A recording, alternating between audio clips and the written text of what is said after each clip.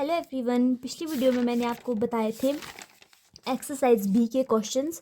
हमने क्या किया था उसमें, बाय इंस्पेक्शन सबसे पहले इंटीग्रेटिंग फैक्टर फाइंड आउट किया था, उसके बाद इंटीग्रेटिंग फैक्टर से उस इक्वेशन को मल्टीप्लाई किया था और उसके बाद उसका सॉल्यूशन फाइंड आउट किया था। तो हमारे पास क्या होता है कि जब हम बाय इंस्पेक्शन मेथड से करते हैं तो हमें पता नहीं होता है कि हमें इंटीग्रेटिंग फैक्टर का पता नहीं चल पाता है अच्छे से। तो इसके लिए हमारे पास 5 रूल बनाए गए, जिसमें से फर्स्ट रूल मैं आज आपको बताऊंगी। ठीक है, if the equation M d x plus N d y is equal to 0 is homogeneous in x and y. होमोजीनियस का मतलब क्या है, मैं आपको एग्जाम्पल देती हूँ। होमोजीनियस मीन्स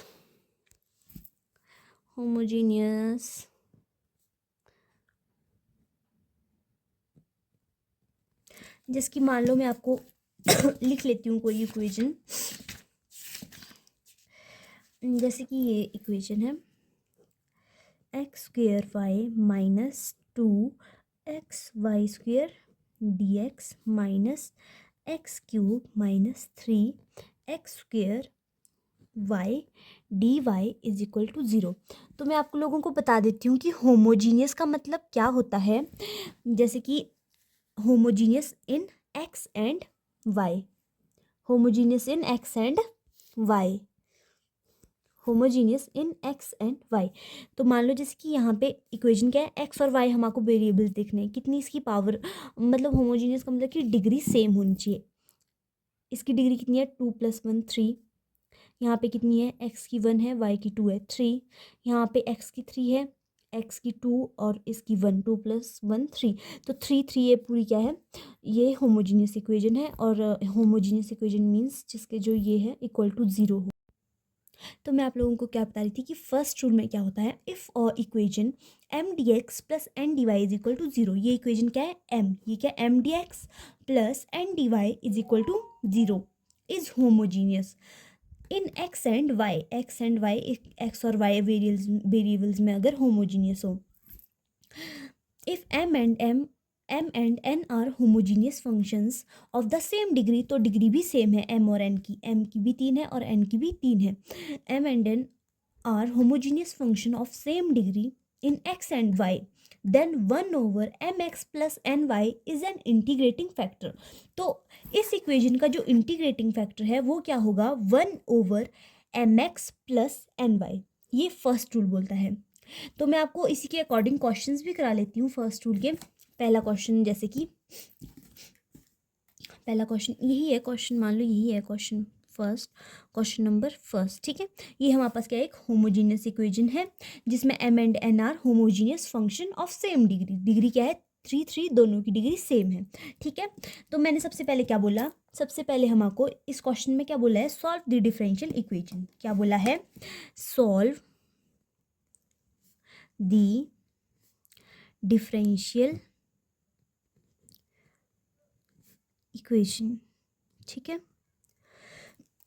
तो सॉल्व करने में क्या करना है, सॉल्व मैंने आपको बताया क्या करना है। सबसे पहले उस डिफरेंशियल इक्वेशन को एग्जैक्ट प्रूव करो। सबसे पहले एग्जैक्ट प्रूव करने से, एग्जैक्ट प्रूव कैसे होगी, सबसे पहले इंटीग्रेटिंग फैक्टर फाइंड आउट करना पड़ेगा, उसके बाद उस इक्वेशन को इंटीग्रेटिंग फैक्टर से मल्टीप्लाई करना पड़ेगा। और मैंने आपको बताया है इंटीग्रेटिंग फैक्टर एक ऐसा फैक्टर होता है जिसको जब हम किसी इक्वेशन से मल्टीप्लाई करते हैं तो वो इक्वेशन एग्जैक्ट बन जाती है। तो सबसे पहले हम इक्वेशन को एग्जैक्ट बनाएंगे, जब एग्जैक्ट बनेगी तब हम उसका सॉल्यूशन फाइंड आउट करेंगे, और वो मैंने आपको बताया सिंपल इंटीग्रेशन करके। ठीक है, हम फाइंड आउट करते हैं सॉल्यूशन। ठीक है, समझ गए। तो अब हम देखते हैं, सबसे पहले इंटीग्रेटिंग फैक्टर फाइंड आउट करेंगे। ठीक है, तो हमारे पास सबसे पहले हम कंपेयर, मैंने आपको बताया है कंपेयर किससे करते हैं sorry, M d x plus N d y is equal to 0। सबसे पहले इससे कंपेयर करेंगे इक्वेशन से। तो इसमें m क्या आ गया हमारे पास, मैं आप लोगों को इम्पॉर्टेंट क्वेश्चन ही कराऊंगी जो मुझे लगता है पेपर में आ सकते हैं, बट बाकी पता नहीं क्या ये आता है, इसमें कोई पता नहीं होता है। n क्या है हमारे पास, -(x³ + 3x² y। ठीक है, 3x² वाई, एम आ गया, एन आ गया। तो मैंने इंटीग्रेटिंग फैक्टर क्या बताया है कि जब कोई भी जब हम रूल 1 लगाएंगे डिफरेंशियल इक्वेशन जो है जब होमोजीनियस होगी एम एंड एन में, तो हम इंटीग्रेटिंग फैक्टर क्या होगा 1/mx प्लस एन वाई, ये क्या होगा इंटीग्रेटिंग फैक्टर। तो हम इंटीग्रेटिंग फैक्टर फाइंड आउट करेंगे, ठीक है। इंटीग्रेटिंग फैक्टर क्या होगा हमारे पास 1/, ये फर्स्ट रूल के अकॉर्डिंग कर रहे हैं हम, mx plus N y which is equal to 1/x³ by minus 2x² y square minus x³ y plus 3x² y square. तो ये कितना बन गया हमारे पास mx, आप लोगों को समझ आ गया ना कैसे, जिसकी ये m क्या निकाला था हम लोगों ने x² y minus 2x y square, ये m था। तो मैंने क्या लिखा है यहाँ पे m x।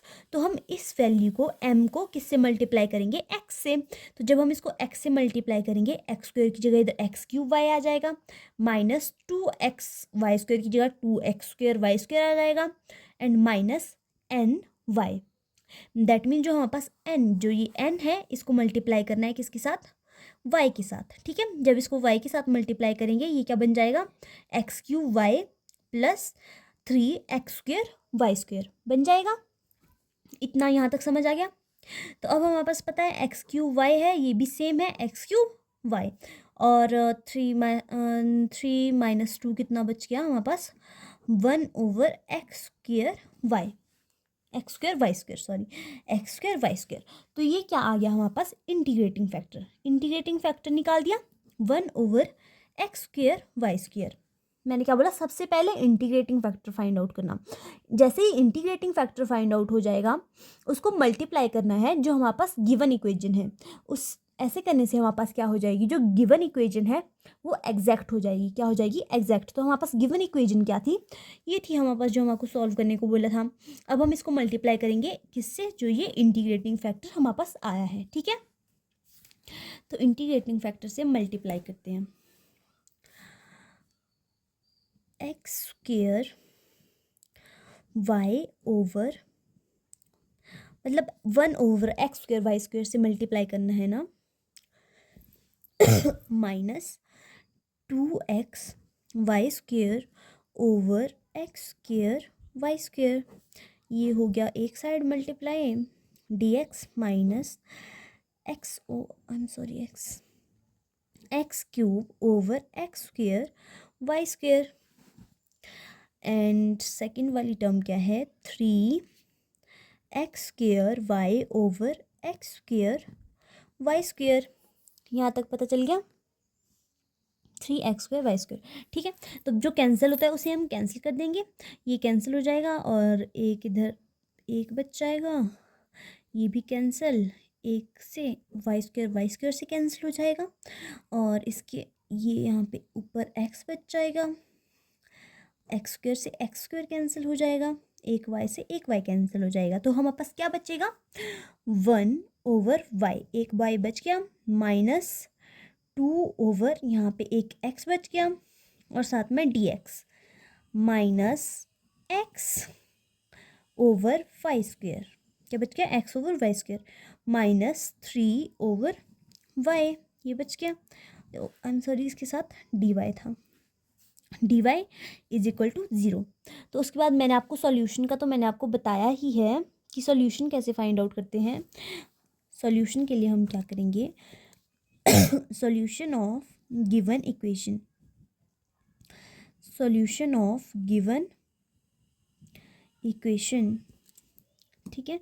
सॉल्यूशन क्या होता है, हम इंटीग्रेशन करेंगे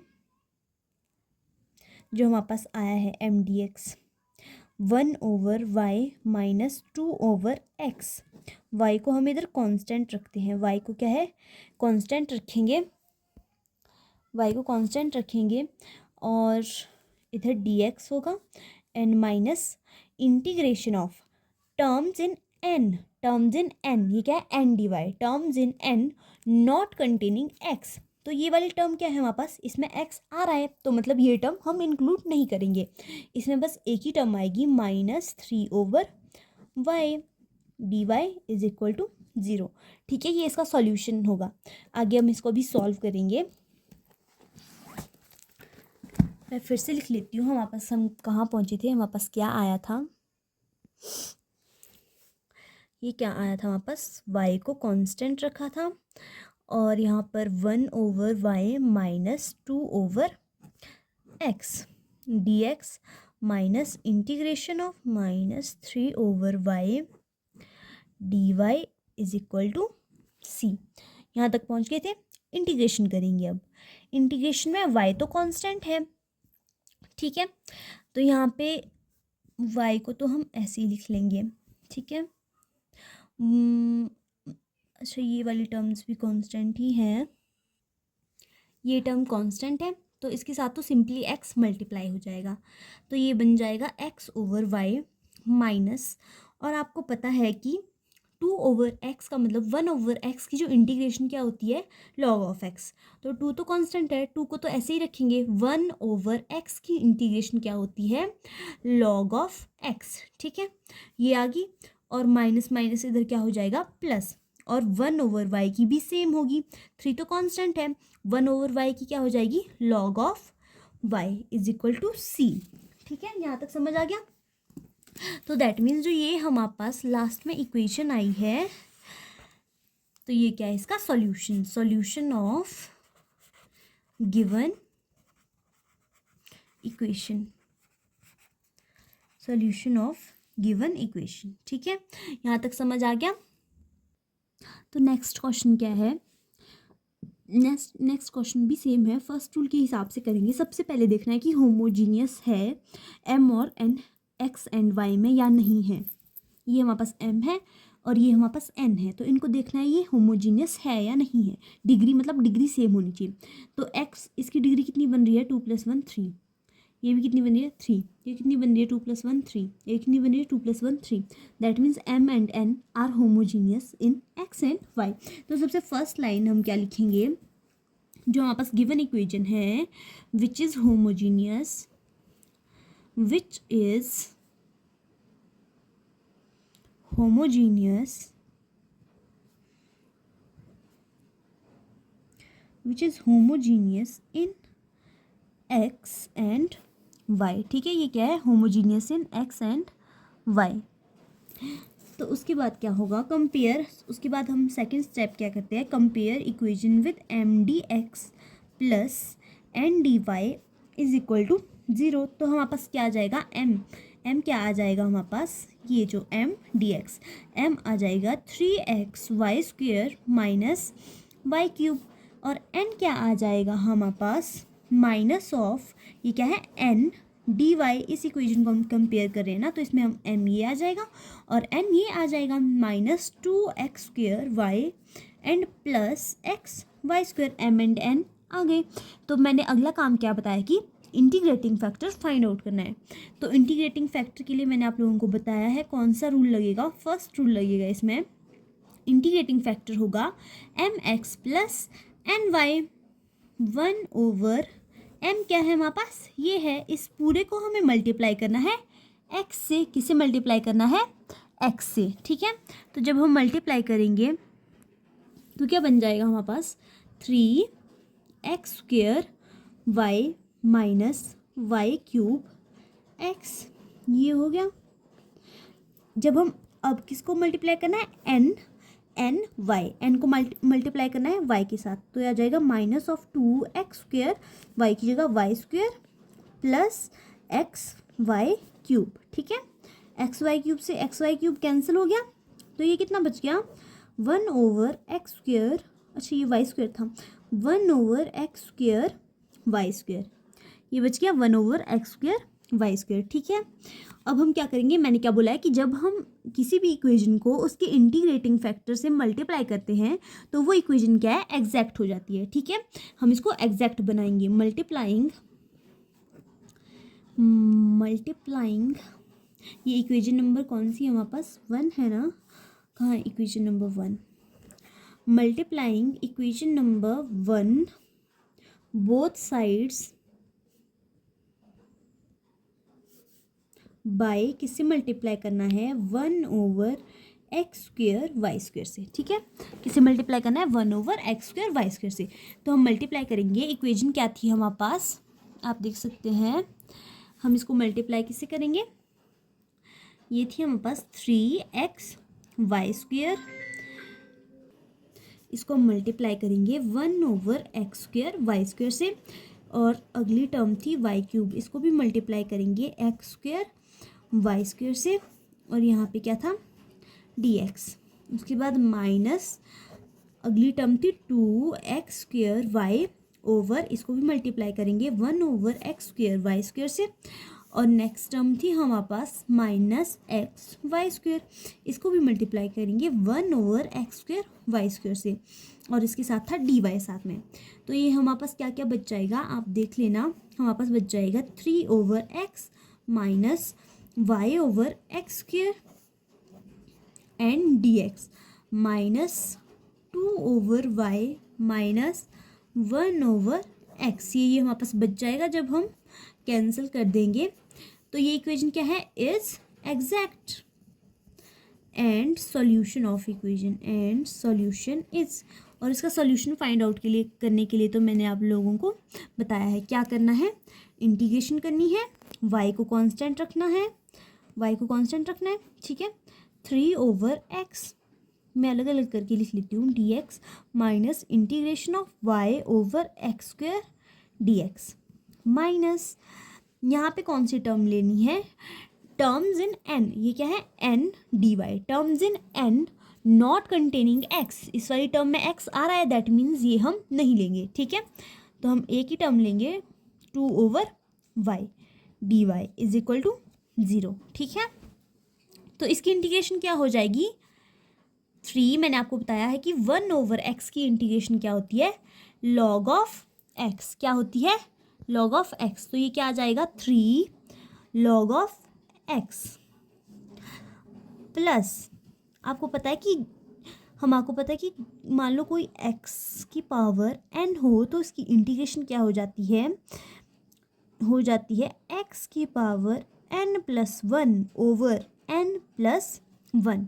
तो जब ये x² ऊपर चले जाएगा, ये क्या बन जाएगा, यहाँ पे क्या बन जाएगा, x की पावर -2, तो n+1 क्या हो जाएगा, -2+1, -2+1 जब होगा, ये क्या बच जाएगा, -1, क्या बचेगा, -1। x की पावर कितनी बचेगी, -1। तो x की पावर -1 का मतलब क्या है, x की पावर -1 का मतलब क्या है कि 1/x। तो हम y तो कांस्टेंट है, y को तो एज इट इज़ लिखेंगे, 1/x को हम x डायरेक्ट लिख लेंगे इधर। अगली टर्म क्या है, -2 तो कांस्टेंट है, 1/y की इंटीग्रेशन क्या हो जाएगी, 2 log of y is equal to c।